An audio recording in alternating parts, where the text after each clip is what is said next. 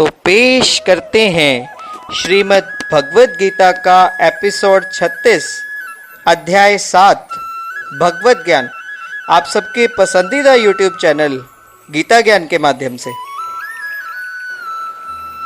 श्रीमद् भगवद गीता के अध्याय 7 के श्लोक 11 में श्री भगवान कहते हैं, बलम बलवताम च अहम काम राग विवर्जितम धर्म अविरुद्धः भूतेषु कामः अस्मे भरत ऋषभः।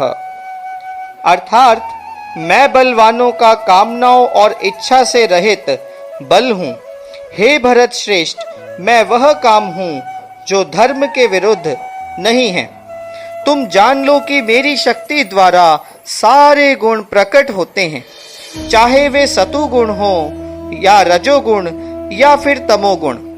एक प्रकार से मैं ही सब कुछ हूँ, किंतु हूँ स्वतंत्र। मैं प्रकृति के गुणों के अधीन नहीं हूँ, अपितु वे सब मेरे अधीन हैं। संसार के सारे भौतिक कार्यकलाप प्रकृति के गुणों के अधीन संपन्न होते हैं। प्रकृति के गुण परमेश्वर कृष्ण से ही उद्भूत हुए हैं, किंतु भगवान उनके अधीन नहीं होते। उदाहरण के लिए राज्य के नियमानुसार कोई दंडित हो सकता है, किंतु नियम बनाने वाला राजा उस नियम के अधीन नहीं होता। इसी तरह से प्रकृति के सभी गुण सतो रजो या तमो गुण भगवान कृष्ण से ही उद्भूत हैं, किंतु कृष्ण प्रकृति के अधीन नहीं हैं, इसलिए वे निर्गुण कहलाते हैं, जिसका तात्पर्य है कि सभी गुण उनसे उद्भूत हुए हैं, किंतु ये उन्हें प्रभावित नहीं कर सकते। यह भगवान का विशेष लक्षण है।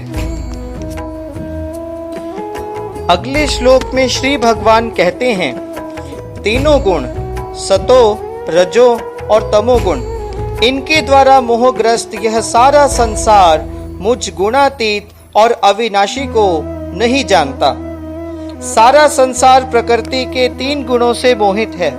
जो लोग इस प्रकार से 3 गुणों के द्वारा मोहित हैं, वे नहीं जान सकते कि परमेश्वर कृष्ण इस प्रकृति से परे हैं।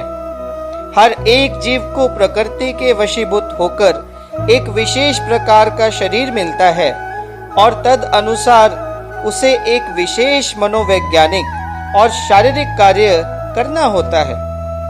प्रकृति के 3 गुणों के अंतर्गत कार्य करने वाले मनुष्य की 4 श्रेणियां हैं। जो नितांत सतोगुणी हैं वे ब्राह्मण, जो रजोगुणी हैं वे क्षत्रिय, और जो रजोगुणी और तमोगुणी दोनों होते हैं वे वैश्य कहलाते हैं, तथा जो नितांत तमोगुणी हैं वे शूद्र कहलाते हैं। जो इनसे भी नीचे हैं उनकी श्रेणी पशु कहलाती है। फिर ये उपाधियां स्थायी नहीं हैं। मैं ही ब्राह्मण, क्षत्रिय, वैश्य या कुछ भी हो सकता हूँ। जो भी हो, यह जीवन नश्वर है। यद्यपि यह जीवन नश्वर है और हम यह नहीं जान पाते कि अगले जीवन में हम क्या होंगे, किंतु माया के वश में रहकर हम अपने आप को देहात्म बुद्धि के द्वारा अमरीकी, भारतीय, रूसी या ब्राह्मण, हिंदू, मुस्लिम आदि कहकर सोचते हैं। जीव कई प्रकार के हैं, यथा मनुष्य, देवता, पशु आदि, और इनमें से हर एक प्रकृति के वश में हैं, और ये सभी दिव्य पुरुष भगवान को भूल चुके हैं। जो रजोगुणी तथा तमोगुणी हैं, यहाँ तक कि जो सतुगुणी भी है, वे भी परम सत्य के निर्विशेष ब्रह्म स्वरूप से आगे नहीं बढ़ पाते। ये सब भगवान के साक्षात स्वरूप के समक्ष संभ्रमित हो जाते हैं, जिसमें सारा सौंदर्य, ऐश्वर्य, ज्ञान, बल, यश और त्याग भरा है। जब सतोगुणी तक इस स्वरूप को नहीं समझ पाते, तो उनसे क्या आशा की जाए जो रजोगुणी या तमोगुणी हैं। कृष्ण भावनामृत प्रकृति के इन तीनों गुणों से परे है, और जो लोग निसंदेह कृष्ण भावनामृत में स्थित हैं, वही वास्तव में मुक्ति के योग्य हैं। अध्याय 7 के श्लोक 14 में श्री भगवान कहते हैं, प्रकृति के 3 गुणों वाली इस मेरी दैवी शक्ति को पार कर पाना अत्यंत कठिन है, किंतु जो मेरे शरणागत हो जाते हैं वे सरलता से इसे पार कर पाते हैं। भगवान की शक्तियां अनंत हैं और ये सारी शक्तियां दैव्य हैं। यद्यपि जीवात्माएं उनकी शक्तियों के अंश हैं, किंतु भौतिक शक्ति के संपर्क में रहने से उनकी पराशक्ति आच्छादित रहती है। इस प्रकार भौतिक शक्ति से आच्छादित होने के कारण मनुष्य उसके प्रभाव का अतिक्रमण नहीं कर पाता। जैसा कि पहले ही कहा जा चुका है, परा और अपरा शक्तियां भगवान से उद्भूत होने के कारण नित्य हैं। जीव भगवान की पराशक्ति से संबंधित होते हैं, किंतु अपराशक्ति अर्थात पदार्थ के द्वारा दूषित होने से उनका मोह भी नित्य होता है। कोई भी उसके बुद्ध होने के तिथि को नहीं बता सकता। गुण का दूसरा अर्थ रस्सी है। इससे यह समझना चाहिए कि एक बुद्ध जीव मोह रूपी रस्सी से जकड़ा हुआ है। यदि मनुष्य के हाथ और पैर बांध दिए जाएं, तो वह अपने आप को छुड़ा ही नहीं सकता। उसकी सहायता के लिए कोई ऐसा व्यक्ति चाहिए जो कि बंधा ना हो।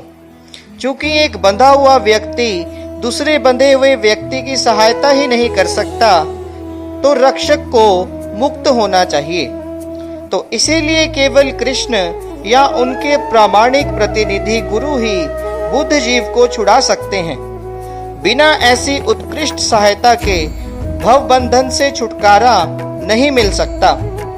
भक्ति या कृष्ण भावनामृत इस प्रकार के छुटकारे में सहायक हो सकते हैं। कृष्ण माया के अधीश्वर होने के नाते इस दुर्लभ शक्ति को आदेश दे सकते हैं कि बुद्ध जीव को छोड़ दे।